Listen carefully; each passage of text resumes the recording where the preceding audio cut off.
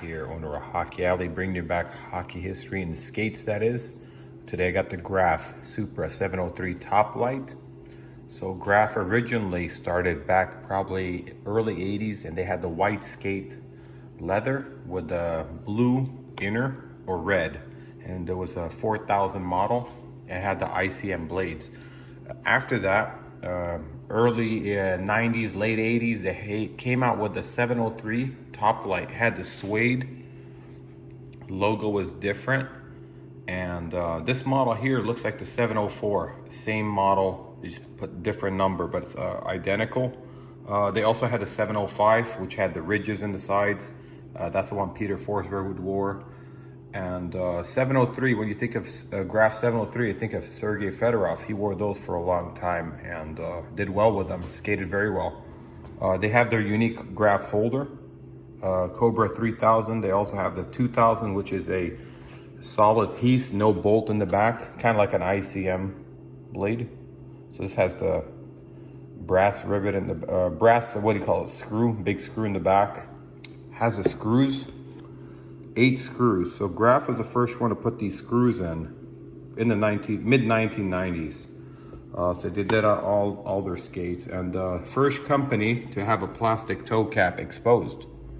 They're the first ones to do that. Also, they're the first company to use wax laces. So they had the yellow wax laces back early 80s, before any other company did. And those came with the skates when you bought them from the store. Originally, they'd come in with the wax laces, the yellow laces. That was the traditional ones they had.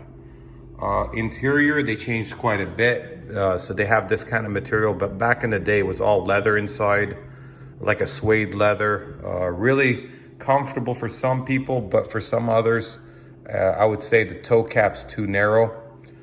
Years ago, I called the president of the company of Graf, and they wouldn't let me talk to him at first. I said, it's important, have him call me. So he called me, and I gave him the complaints that people have wide feet, they need a bigger toe cap, toe area, because when you push off, the toe expands.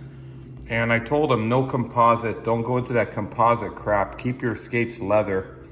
But they did add some composite on the bottom. Before they had just a plastic white bottom.